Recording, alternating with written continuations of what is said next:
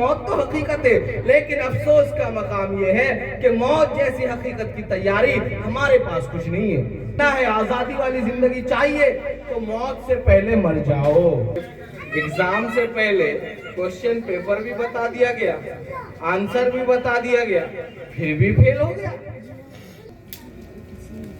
اعلیٰ حضرت فرماتے ہیں، وہ سنتے ہیں، پہلے دو دفعہ پڑھ لیجیے، اللہم صلی علی سیدنا شفیعنا حبیبنا کریمنا نبینا مولانا محمد بارک وسلم صلو علیہ الصلوۃ والسلام علیک یا رسول اللہ صلی اللہ تعالی علیہ وآلہ وسلم۔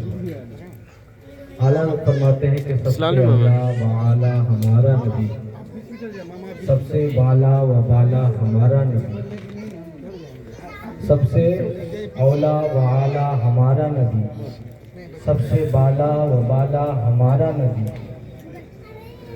اور فرمایا کہ کون دیتا ہے دینے کو منہ چاہیے، دینے والا ہے سچا ہمارا نبی۔ مدرسے کے طلباء کو تو اکثر اعلیٰ حضرت کے اشعار یاد ہوتے ہیں، جتنے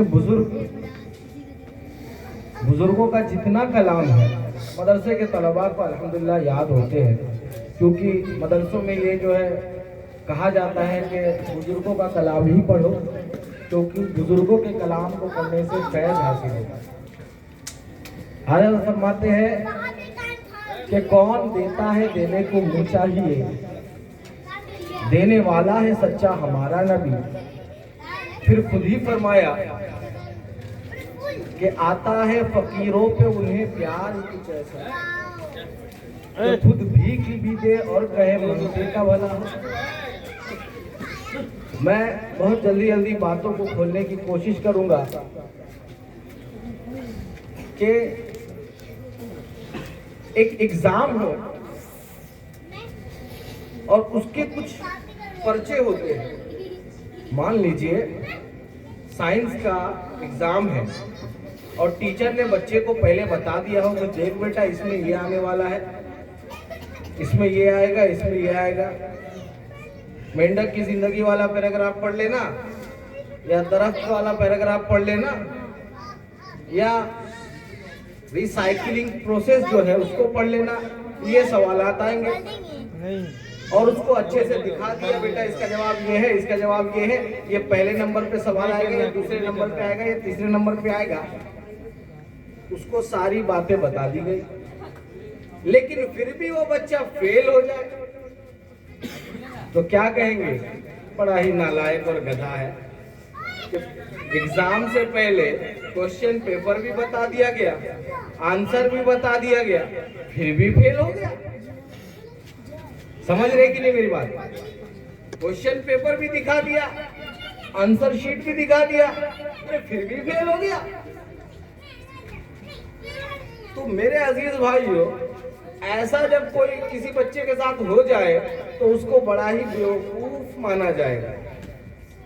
اب ہم اپنے آپ کو اس فہرست میں دیکھیں کہ ہم عقل مند میں ہیں کہ بیوقوفوں میں، کہ ہمیں بتا بھی دیا گیا کہ قبر میں پہلا سوال ایسا ہوگا، دوسرا سوال ایسا ہوگا، تیسرا سوال ایسا ہوگا، محشر میں یہ معاملات ہوں گے، اس کے بارے میں پوچھ گچھ ہوگی، ایسوں کی پکڑ ہوگی، ایسوں کو چھوڑ دیا جائے گا۔ اس کے بعد بھی سارے پرچے آؤٹ ہونے کے بعد بھی اگر ہمارا رزلٹ 0 ہو تو ہم سے بڑا بیوقوف کون؟ اور افسوس کی بات یہ ہے کہ ابھی تک ہمارا یقین اس پہ ہے ہی نہیں۔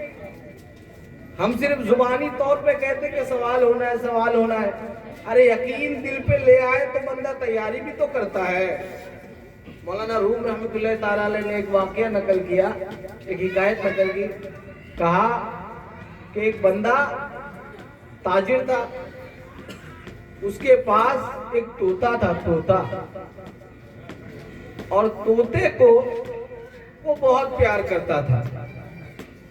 جب ایک دفعہ کہیں جانے میں ایک دم بہت جلدی میں بتا رہا ہوں کہ ایک بار جب ان کو کہیں جانا ہوا، طوطے سے پوچھا، جب کوئی گھر سے کہیں باہر جاتا ہے تو اپنے چہتے لوگوں سے پوچھتا ہے بھائی تم کو کچھ چاہیے، تمہارے لیے کچھ لے آؤ، اور وہ طوطا بولنے والا تھا۔ تو طوطے سے پوچھا کہ تمہارے لیے کچھ لانا ہے؟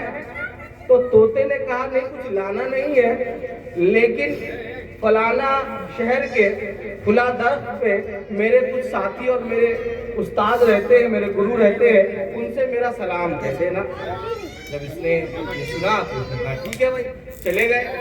جانے کے بعد اس درخت کے پاس پہنچے تو وہاں اور بھی طوطے تھے۔ جو طوطے نے سلام بھیجا، انہوں نے کیا کیا بتا دیا۔ جیسے ہی وہ سلام ان طوطوں کو بتایا تو کیا ہوا کہ سنتے ہی طوطے گر کے مر گئے۔ یہ بڑا حیران ہوا کہ طوطے گر کے مر کیسے گئے۔ واپس آیا، آ کے اس طوطے سے پوچھا کہ تیرے گرو ملے تھے، تیرے جتنے بھی رشتہ دار تھے ملے تھے، میں نے ان سے سلام کہا، اب تیرا جیسے تیرا پیغام سنا وہ گر کے مر گئے۔ طوطے نے یہ سنا، وہ طوطا بھی گر کے مر گیا۔ اب تو اس کو بات سمجھ میں نہ آئے، اس نے کیا کیا، طوطے کو لیا اور لے جا کے باہر پھینک دیا۔ جیسے ہی پھینکا، طوطا اڑ کے ڈال میں بیٹھ گیا۔ طوطا اڑ کے ڈال میں بیٹھ گیا۔ اب اس نے کہا بھائی ابھی مر گیا تھا، ابھی زندہ ہے۔ ادھر میں نے ان کو تیرا پیغام پہنچایا، وہ بھی مر گئے۔ کہا کہ آپ نہیں سمجھو گے، دراصل یہ میسج تھا۔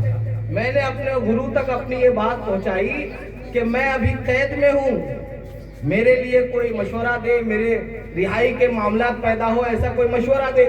تو میرے استاد نے یہ خبر بھجوائی کہ اگر زندہ رہنا ہے تو موت سے پہلے مر جاؤ۔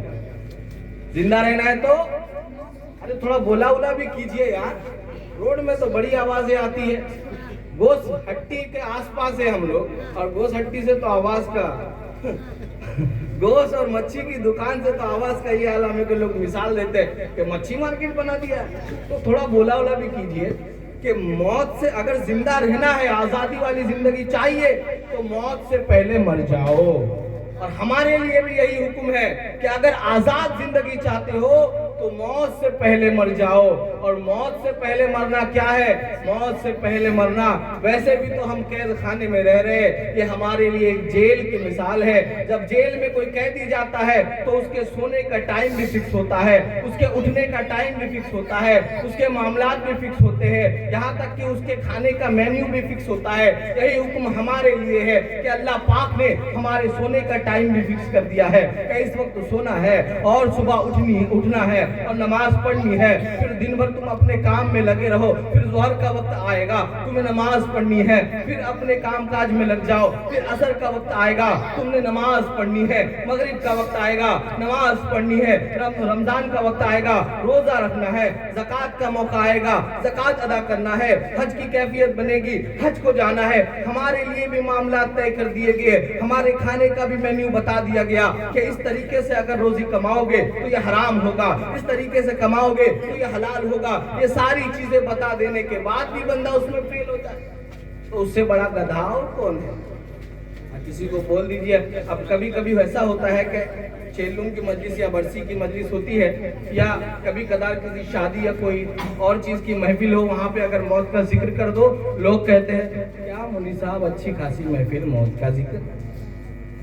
ابے موت ہی تو حقیقت ہے، یہ شادی بیاہ ہر چیز کے بعد موت تو حقیقت ہے۔ کوئی گارنٹی نہیں ہے کہ ایک آدمی کی موت تبھی ہو جب اس کی شادی ہو جاوے، کوئی گارنٹی نہیں ہے کہ بچے کا خطرہ ہو اس کے بعد ہی اس کو موت آئے، لیکن موت تو حقیقت ہے۔ وہ گود والے بچے کو بھی آ جاتی ہے، اور پیٹ میں ماں کے ہو اس کو بھی آ جاتی ہے، اور بوڑھا جو کیا کہتے ہیں کرسی سے اٹھ نہیں سکتا اس کو بھی آ جاتی ہے، اور جو پہلوان لوہے کو بھی پگھلا دے اس کو بھی آ جاتی ہے۔ تو موت تو حقیقت ہے، لیکن افسوس کا مقام یہ ہے کہ موت جیسی حقیقت کی تیاری ہمارے پاس کچھ نہیں ہے۔ ہمارے پاس فیوچر پلانز ہے، ایسا کرتے فلانا بیمہ لے لیتے، یہ کر لیتے ہیں، بزنس کو اس طرح سیٹ اپ کریں گے تو ادھر ڈوبے گا تو ادھر کا سامان لیا جائے گا، کچھ جو ہے سیونگز میں رکھتے ہیں، کچھ مارکیٹ میں لگاتے ہیں تاکہ پیسے ڈبل ہو جائے، وغیرہ وغیرہ بہت ساری باتیں ہیں۔ لیکن خلاصہ کلام یہ ہے کہ آخرت کی تیاری ہمارے پاس کیا ہے؟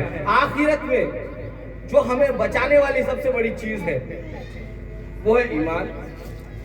اگر ایمان ہے تو نماز روزہ سب کام کا، اگر ایمان نہیں کچھ کام کے نہیں۔ تو ایمان ہی کے لیے ہماری کیا تیاری ہے؟ ہمیں یہ تو پتہ ہی نہیں ہے کہ ہمارا ایمان کن کن باتوں سے چلے جاتا ہے، ہمیں تو یہ پتہ ہی نہیں ہے کہ ایمان کی حفاظت کرنی کیسی ہے، ہمیں تو یہ پتہ ہی نہیں ہے۔ میں ہمارے کاؤنسل کے سیکریٹری قاری مفتی سمیع اللہ صاحب بھی یہاں جلوہ فرما ہے کہ ہمیں یہ پتہ نہیں ہے، مفتی صاحب بھی تائید فرمائیں گے ان باتوں کی کہ ہمیں یہ پتہ نہیں ہے کہ کس کے ساتھ بیٹھنا ہے، کس کے ساتھ نماز پڑھنی ہے، کس کے ساتھ نہیں پڑھنی ہے۔ ہمیں یہ نہیں پتا کہ چائے کے دکان میں بیٹھ کے عقائد کے مسئلے کس کے ساتھ ڈسکس کرنے ہیں، کس کے ساتھ نہیں کرنے۔ ہمیں یہ بھی نہیں پتا کہ قرآن تو قرآن ہے، لیکن عقائد کے ساتھ قرآن صحیح کس مدرسے میں پڑھایا جاتا ہے۔ مدرسہ ہونے سے ہوا، امام ہونے سے ہوا، مولوی ہونے سے ہوا۔ ارے میرے بھائیوں، اگر عربی بولنے والا اچھا حافظ، اچھا عالم کہلائے تو پھر ابو جہل کو کیا کہو گے؟ بتاؤ مجھے، ابو جہل کو کیا کہو گے؟ وہی اگر حق پہ ہو، جس کی عربی اچھی ہو، یا جس کا کرتا پاجامہ وائٹ ہو، داغ نہ دکھتے ہو، تو کیا وہ اچھا ہو گیا؟ اچھا وہی ہوگا، صحیح وہی ہوگا، عقیدہ اسی کا درست ہوگا جس کے عقیدے سے امام احمد رضا رحمت اللہ تعالیٰ علیہ کے عقائد کی خوشبو آتی ہے۔ ارے سبحان اللہ بول دیجئے، لگتا ہے اسے میں پیسہ دینا ہوگا، مفتی صاحب کو بولیں گے 10-10 روپیہ بانٹیے، سبحان اللہ بولنے کے لیے۔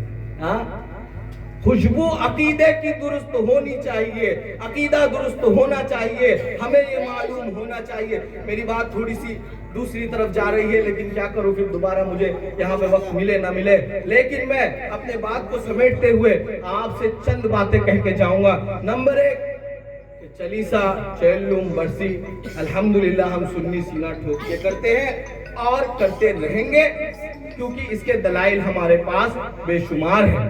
لیکن میں اپنے لوگوں سے گزارش کرتا ہوں کہ آپ جو ہے ان مجلسوں کو کرتے ہوئے جو ہے جو بیسک باتیں ہیں وہ بھی سیکھنے کی کوشش کریں۔ کبھی کبھی شمس العلوم میں آیا کرے، کسی قاری صاحب کے ہاتھ کو پکڑ کے کہا کرے کہ حضرت ہمیں جو ہے جنازے کے طریقے کو بھی سکھا دیجئے، جنازے کی نماز بھی سکھا دیجئے، ہمیں جو ہے کفن و غسل کا طریقہ سکھا دیجئے، تاکہ ایسا نہ ہو کہ آپ کے گھر میں میت ہو اور آپ محلے کے مؤذن صاحب، حافظ صاحب، قاری صاحب، عالم صاحب کو کھوجتے کھوجتے پریشان ہو جائے۔